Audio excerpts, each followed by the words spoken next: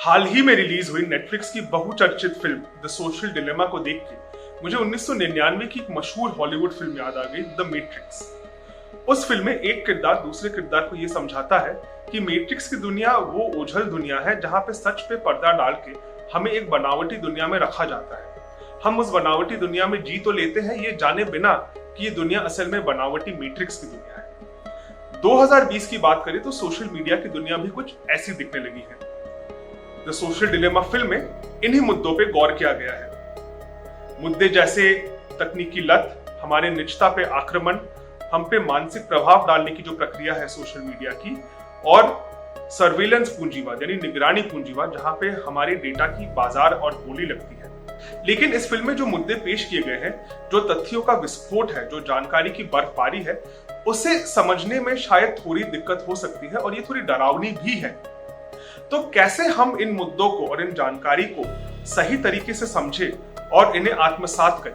तो आपके लिए मैं 5 ऐसे मुद्दे इस फिल्म से चुन के पेश करना चाहता हूं, शायद जिनको समझ के आपको आसानी होगी ये जानने में कि अगली बार जब आप सोशल मीडिया पे हो, जब आप फेसबुक पे हो या किसी भी प्लेटफॉर्म पे हो, तो उससे बेहतर कैसे जूझा जाए। पहला, इंटरनेट। इस फिल्म की एक खूबी यह भी है कि जब ये सोशल मीडिया के बारे में बात करते हैं तो उससे जूम आउट करके वो उस इंटरनेट की दुनिया का भी वर्णन करते हैं जिसके अंदर सोशल मीडिया समाया हुआ है। जी हाँ, इस दुनिया में और हमारे देश में ऐसे कई लोग हैं जिनके लिए इंटरनेट का अर्थ है सोशल मीडिया और सोशल मीडिया का अर्थ है इंटरनेट, जो कि सरासर गलत है।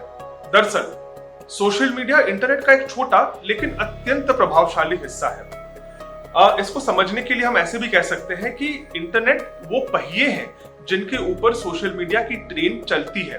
तो ऐसे कैसे हुआ कि इंटरनेट का जो इतना छोटा हिस्सा है, जो सोशल मीडिया है, वो इतना ज्यादा प्रभावशाली बन गया इस हद तक कि वो इंटरनेट की परिभाषा, इंटरनेट की बोली, इंटरनेट की जो समझ है, उसको एक बार नहीं बार बार बदलने की क्षमता रखती हो और ऐसा कर चुकी है। इसका जवाब ढूंढने के लिए हमें समझना पड़ेगा हमारा दूसरा पॉइंट, जो है एल्गोरिथम्स। हम आज एल्गोरिथम की दुनिया में ही जीते हैं। एल्गोरिथम कंप्यूटर प्रोग्रामिंग की वो प्रक्रिया है जिसे मानकर कोई भी ऐप, कोई भी सॉफ्टवेयर या कोई भी प्रोग्राम अपनी कार्य का निर्वहन करते हैं। उसी के माध्यम से इन ऐप्स का निर्माण भी होता है। आज के दौर में देखा जाए तो हमने अपनी जिंदगी के कई अहम फैसले एल्गोरिथम को सौंप दिया है। उसी के माध्यम से हमें लोन मिलता है, हमारे इंश्योरेंस अप्रूव होते हैं, हमारे क्लेम्स अप्रूव होते हैं, शायद हम पुलिस की निगरानी में भी आते हैं, हमारी यूनिवर्सिटी में भर्ती होती है। तो इसके चलते ये माना जाता है कि एल्गोरिथम्स निष्पक्ष होते हैं, उनमें कोई पक्षपात नहीं होता, कोई भेदभाव नहीं होता। कैथी ओनील, जो कि इस फिल्म में भी मौजूद है, उन्होंने किताब लिखा है the weapons of math destruction. इस किताब के माध्यम से वो ये दिखाती है कि जिसे हम निष्पक्ष मानते हैं, उन एल्गोरिथम्स में बल्कि समाज के जो हमारे भेदभाव है वो एल्गोरिथम्स में भी पाए जाते हैं। तीसरा, सोशल मीडिया। अगर हम बात करें सन 2006 की, जिस साल में फेसबुक की स्थापना हुई थी, उस वक्त उनके पास अपने प्लेटफॉर्म से पैसे बनाने का कोई तरीका इजाद नहीं हुआ था। और आज का दिन अगर देखें तो वो दुनिया के सबसे अमीर कंपनी में से एक है। ये कैसे हुआ? इसमें भी कहीं एल्गोरिथम का ही हाथ है। सोशल मीडिया की दुनिया में ये कहा जाता है कि अगर आपको कोई चीज मुफ्त में मिल रही हो तो उसके आप खरीदार नहीं हो। दरअसल आपको बेचा जा रहा है, आपके डेटा को बेचा जा रहा है। फेसबुक के मेन क्लाइंट जो होते हैं वो होते हैं एडवर्टाइजर्स, जो हमारे डेटा और हम तक पहुंचने के लिए फेसबुक पे लाखों करोड़ों रुपए की बोली लगाते हैं। अब बात आती है एल्गोरिथम्स की। फेसबुक अपने आर्टिफिशियल इंटेलिजेंस को बहुत ही बड़े पैमाने के डेटाबेसेस के माध्यम से, एल्गोरिथम के माध्यम से ट्रेन करती है हमारे विचार, हमारे सोच, हमारे पसंद नापसंद को समझने के लिए। ये इसलिए समझना चाहते हैं ताकि ये अपने जो क्लाइंट्स हैं, जो एडवर्टाइजर्स हैं, उनको हम तक ज्यादा अच्छे से आकर्षित कर सके, जिसपे हमारे डेटा का एक बाजार है, जहां पे हमारे डेटा का मोल भाव लगाया जाता है और वो हमारे बारे में जितना ज्यादा जानेंगे उतना ही हम एडवर्टाइजर्स के लिए आकर्षक होंगे।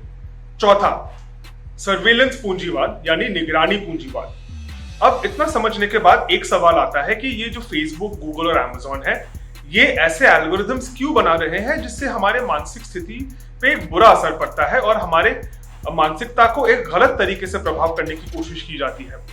इसका जवाब उनके बाजार से पता चलता है, जो कि डेटा का बाजार है। अब अगर इतनी बड़ी तादाद में इतने लोगों का डेटा इकट्ठा करना है तो उन पे निगरानी रखना तो अनिवार्य है। तो इसी डेटा को इकट्ठा करने के लिए जो हम पे निगरानी रखी जाती है, जिसका कमोडिटीकरण किया जाता है ताकि उसका एक व्यावसायिक फायदा उठाया जा सके, इसी को निगरानी या सर्विलेंस पूंजीवाद कहा जाता है। और आखिर में point number 5, the social dilemma. इस वृत्त चित्र का नाम अगर द सोशल डिलेमा रखा गया है तो जाहिर सी बात है हम ये भी पूछेंगे कि इस पिक्चर में सोशल डिलेमा या दुविधा आखिर है क्या? क्या दुविधा ये है कि फेसबुक की हरकतों से वाकिफ होके हमें फेसबुक को डिलीट कर देना चाहिए या रखना चाहिए?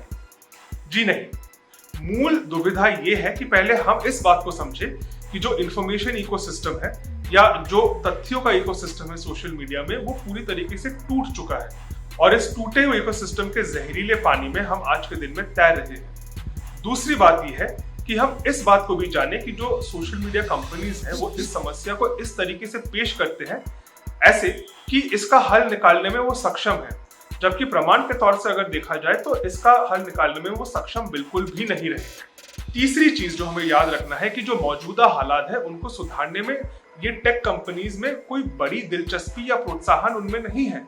उनको इस सोशल मीडिया और इंटरनेट पर सुधार लाने का प्रोत्साहन तब मिलेगा जब सवाल उनके आर्थिक फायदे का होगा। आखिरकार मैट्रिक्स का एक और लाइन याद आता है जहां पे एक किरदार दूसरे को पूछता है कि सच आखिर है क्या, सच की परिभाषा क्या है। ये सवाल हम आज भी पूछ रहे हैं सोशल मीडिया के दौर में।